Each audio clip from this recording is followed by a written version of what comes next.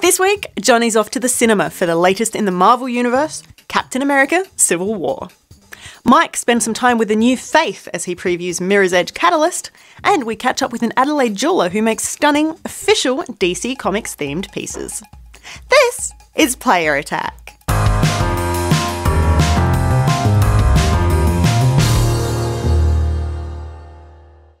Hi, I'm Jessica Citizen, and this week saw Nintendo finally reveal something about the NX, its upcoming new concept game machine. We still don't know what it's really called, we don't know what it really is, but we do know when we'll really get our hands on it if everything goes to plan. According to a recent financial briefing, the new hardware is expected to be on shelves worldwide in March 2017, which is both sooner than we really expected and later than we really wanted. The big shock of the announcement wasn't the date though, it was the fact that while Nintendo is planning a big 12 months ahead, it's set to be a very low-key E3 2016 for the publisher. Firstly, the NX will not be on display in LA in June. Secondly, neither will any other Nintendo games that aren't the upcoming Legend of Zelda title, which will be playable on Wii U even though it's not due out until next year. One thing that is available right now though, if you're in the right part of the world, is the latest unlockable costume for Super Mario Maker, Japanese band Baby Metal. All three members of the band, Sue Metal, Yui Metal and Moa Metal, are playable as a single unique character, which moves and jumps in unison. The costume is unlockable by beating the metal resistance level of the game. It's a Japanese exclusive at this stage, but after the band's recent international successes, including a spot on The Late Show with Stephen Colbert, we've got our fingers firmly crossed that it would make it to our shores as well. Back to E3 for a moment though, and the rumour this week is that Microsoft will be revealing new Xbox One hardware and a matching controller at this year's show. Word on the street hints at an Xbox One Slim model, while the controller will be an updated model, potentially in white. And while the PlayStation 4.5K, codenamed Neo, has been all but confirmed, that's not the big news from Sony this week. Instead, Shuhei Yoshida, president of Worldwide Studios, had to make the embarrassing confession that a number of copies of Uncharted 4 had been stolen while in transit.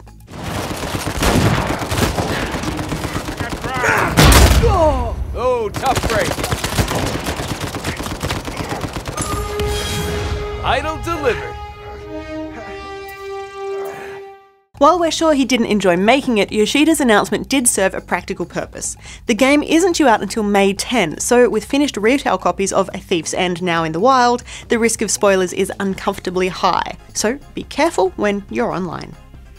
Another awkward announcement this week, soon after John Romero and Adrian Carmack announced the crowdfunding campaign for their upcoming FPS, the pair pulled the plug on the Kickstarter. Don't worry too much though, Black Room has not been axed and the devs say it is for the best. The project has instead been put on pause while Romero and Carmack prepare a demo for the game. This is in direct response to critics, like us, who complained about the absolute lack of any gameplay footage. The pair acknowledges that they should have had one ready for the original Black Room announcement, but also that if they are going to do it properly, the demo will take longer than the time remaining on the Kickstarter campaign. So they are pressing pause, suspending the campaign and promising a relaunch when they've got something real to show off. On a not completely unrelated topic, there is a new Doom game coming out this year, and from all reports it's set to be a killer. 2 new tidbits about the title surfaced this week and both make us very happy. First, there is a new difficulty level, Ultra Nightmare, which throws permadeath into the mix. Yeah. Not only is everything fiendishly hard, but if you die, you'll have to start the entire campaign over again. Reportedly, nobody at its developer id Software has been able to complete the game on this setting, so that should provide a fun little challenge. And secondly, if you enjoyed the secret Easter egg levels tucked away in Wolfenstein: The New Order, you should keep an eye out. There are classic Doom levels, including the original music, tucked away inside the upcoming game, bringing a little retro flavour to the FPS. We've still got a little while to go before we can expect to hear much from Mass Effect Andromeda, which is due out next year, so if you want to get your fix sooner than that, you should head to California's Great America from May 18 and jump on the new 4D holographic journey, Mass Effect New Earth. With 3D glasses, motion-based seating, live performers and the world's largest LED screen, the ride has been created in conjunction with both EA and BioWare and promises appearances from both familiar settings and characters.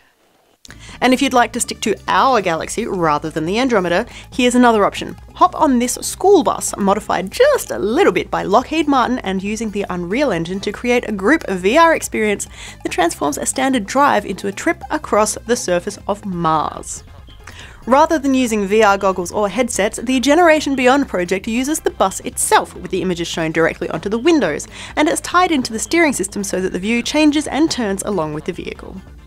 It's part of a campaign to get kids excited about science and technology, and it's certainly got us inspired.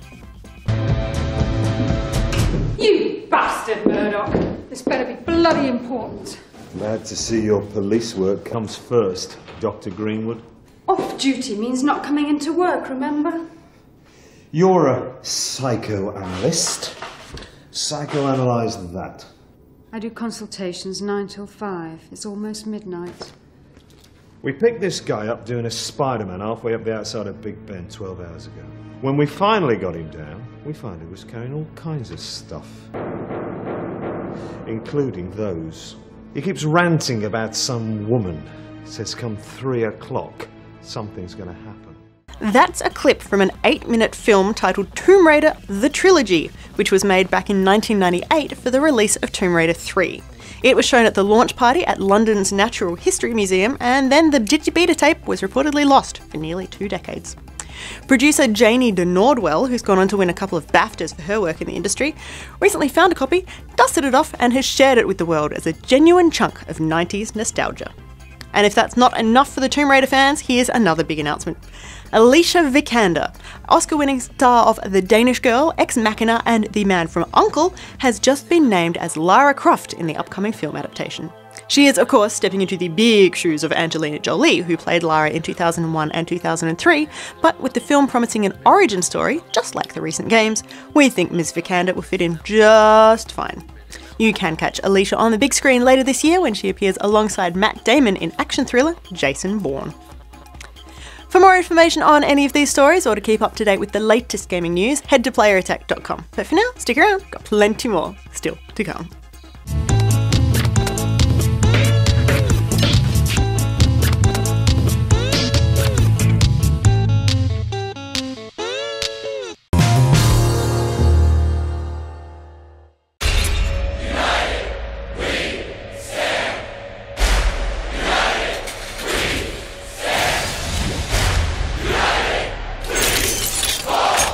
Captain America: Civil War is the culmination of almost a decade of Marvel Studios' expertly crafted and meticulously interwoven forays that exist in their cinematic universe.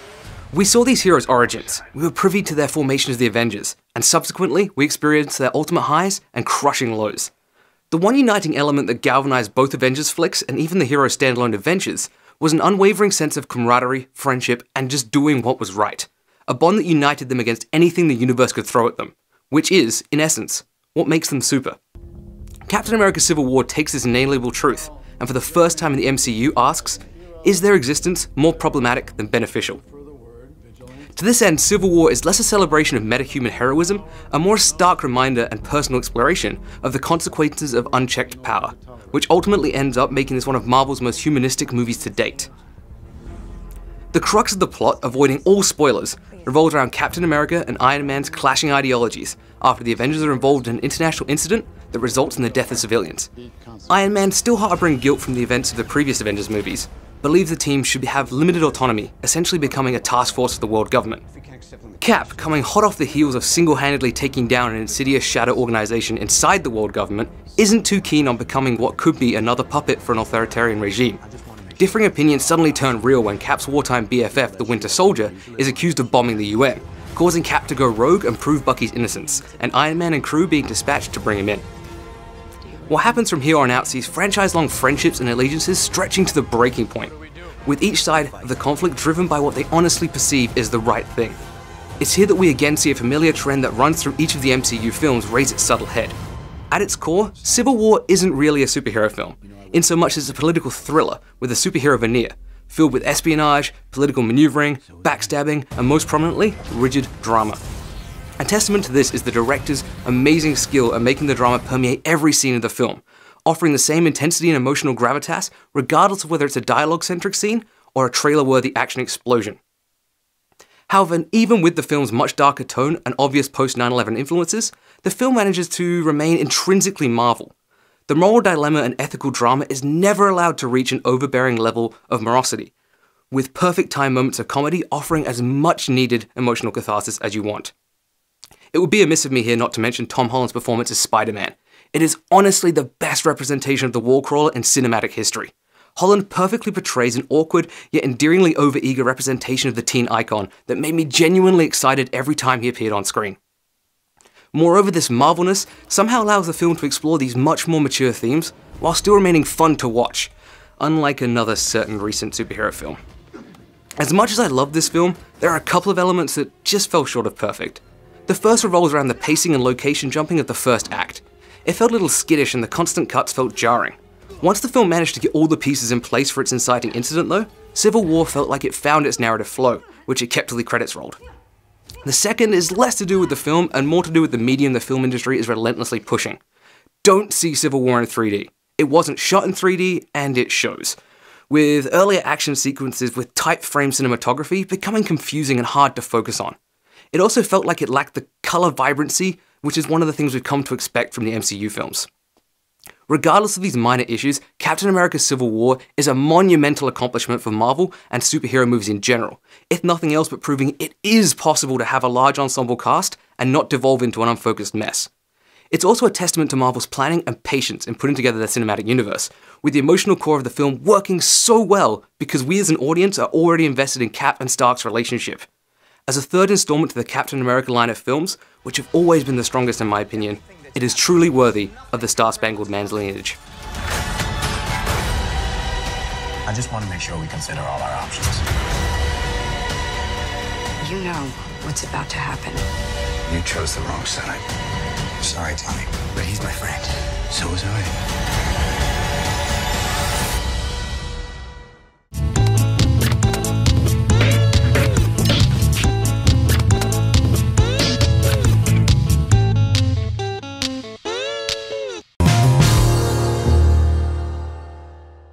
Hi, I'm Jessica Citizen from Player Attack. I'm here with Andrew, the owner of Guild Jewellery, who is based in Adelaide and yet makes amazing DC Comics licensed jewellery. It's sparkly things and necklaces and all sorts of things. How did you do that? Very slowly, very patiently. Yeah. I mean, people make all sorts of jewellery and people want to make the sort of stuff that you do. And so how did you start deciding to make superhero jewellery? Well, I'm a traditional jeweler, so I just basically started with my basic knowledge of how to create this. When DC Comics released Blackest Night with a Green Lantern series, basically I thought, wait a second, why aren't I making Green Lantern rings? So I approached Warner Brothers in Melbourne, because they have a Melbourne office, and they said they loved the concept, and then they basically gave me a provisional license. I did a few designs for them, and we quickly expanded into rings, earrings, cufflinks, pendants, just you name it. We do pretty much everything DC Comics. And we also are allowed to make the custom items for pretty much anybody who wants something. So what sort of custom items have you made? That you're allowed to talk about. I know you make some pretty secretive stuff that has to be kept under wraps until someone gets down on one knee, that sort of thing. I can pretty much talk about it. Basically, I've done, say, Batman engagement rings, wedding bands. I've done a hand-carved Joker face from The Killing Joke, just inspired by that, and that's all put onto like 18-karat gold. So it's all. How big? The ring itself is about 11 millimeters wide, so it's actually quite a wide ring, and very expensive. Involved a lot of work, a lot of hours to actually make something like that, because we carve directly into the gold to get that proper finish. But yeah, I'm just really, sometimes it's just really basic stuff, like somebody wants the Shazam lightning bolt, so we can make that. It's easy. So you have access to the entire DC Comics back catalogue? The whole back catalogue, the entire database, and they sometimes give me free comics, which is nice. What's the most obscure thing that you've made? Oh, obscure. I don't know really how to answer that. Just, I can't really answer it, honestly. Mostly people just want Batman, Flash, Superman, Wonder Woman. I've made Wonder Woman cufflinks, which was really interesting. Yeah, it was very cute, because I don't generally find many women like to wear cufflinks, and I just had a private customer. She basically said, can you make these? And I said, yeah, of course I can. And so you still work in traditional materials, so it's this is proper jewellery. Oh yeah, absolutely. We don't do anything less than sterling silver, and we've gone as far as platinum. So anything 18 karat, 9 karat, white gold, yellow gold, palladium. I've done something with palladium, which is that's an interesting material to work with. But yeah. What did you make out of palladium? Oh, just a ring. Yeah. So somebody saw it somewhere and go, oh, I want something out of palladium. It's like, fine. Here's how much it costs. Done. All right, what was the most fun thing that you've created? It was definitely that Joker ring I mentioned earlier, because that was a real challenge, because it was about 16 hours of carving. How did your hands hold up after that? Oh, it's part of the job. You get used to it. Actually, can we see your hands? Are they all covered in... No, I've just got You've washed your hands! Clean. Yeah. I've spoken to jewelers before, and there's so much. Literally filthy. I've got a really good soap and a really tough scrub brush. You just get in there. So if anyone watching wants to buy, this amazing stuff, how do they do it? Where can they get it from? Well, I've got my website. It's www.guildjewellery.com.au, and I've got retailers around Australia. I've also got the website. If you have any questions, they can just contact me directly.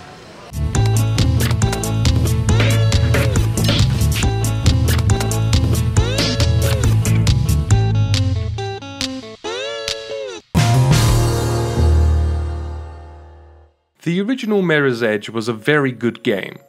An EA title based around free running through tightly designed environments while simultaneously sticking it to the man. Mirror's Edge had style. I've played the first few hours of Mirror's Edge Catalyst, the long-awaited follow-up to 2008's original, and the style is definitely still there. The game is set in the same unnamed utopian city, but don't expect the continuing adventures of Faith and her buddies.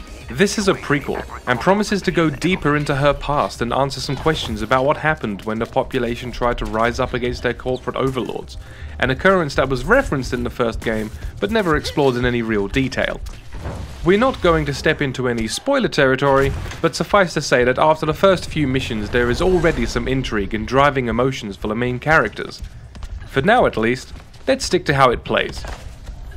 The controls are very similar to those of the original, so those who played and enjoyed that are going to be able to slip right back in. The gameplay is based almost exclusively around traversal, and as such is built to make that as intuitive as possible. Left and right analog sticks move you and your sight, but all actions to help you get around are mapped to the shoulder buttons. The idea being that you can perform all that you need to without the need for taking your thumb off the right stick to hit a face button.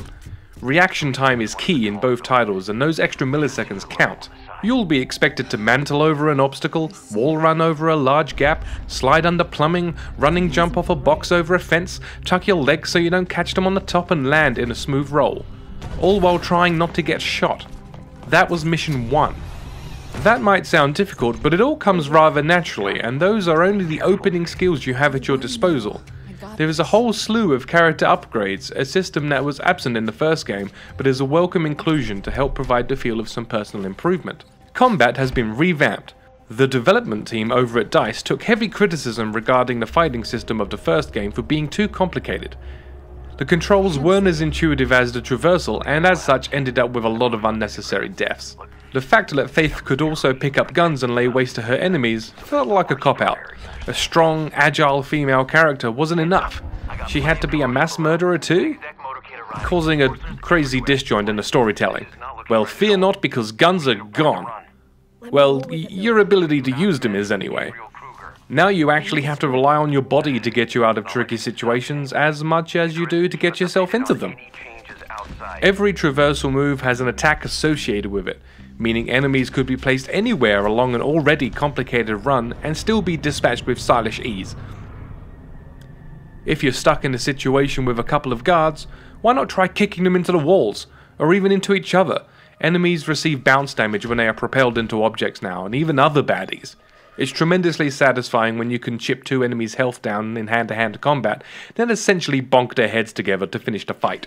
You can also shove people out of the way or shoulder check them if they're in between you and the exit and you're not in a position to properly fight. Like say if there are 10 people in a room all firing bullets at you. Speed is key, and most times it's better to run than to fight. My experience has been very positive with the game up until this point, but the only aspect I'm not fully enjoying so far is the fact that the game is now open world. Performing the runs from A to B should be the greatest feeling in the context of the world, but the environment is pretty barren. While laden with some time attack challenges and timed delivery missions, which, if you think about it, are just like time attack challenges but with a button press at the end, it feels like there should at least be random guards around corners or something. Anything to help mix it up a little. Of course, this is very early in the game. Only a small portion of the overall playable area is available, and not to mention the game isn't even out yet. Anything can happen in the next month and beyond. Mirror's Edge Catalyst is shaping up to be a great game, and early June cannot come soon enough. And that's about it for this edition of Player Attack. Thanks for watching. Next week, we're chatting with Australian author Isabel Carmody, who has been writing fantasy, sci-fi and young adult fiction for more than 30 years. And Jonny emerges bleary-eyed from the depths of Dark Souls 3 to tell us why it's so very, very good. In the meantime, you can catch us at playerattack.com. We're on Facebook, YouTube and Twitter. And if you've got something you want to say, send us an email, mailbox@playerattack.com, or just hop on our forums. Till next week, I'm Jessica Citizen, and this is Player Attack.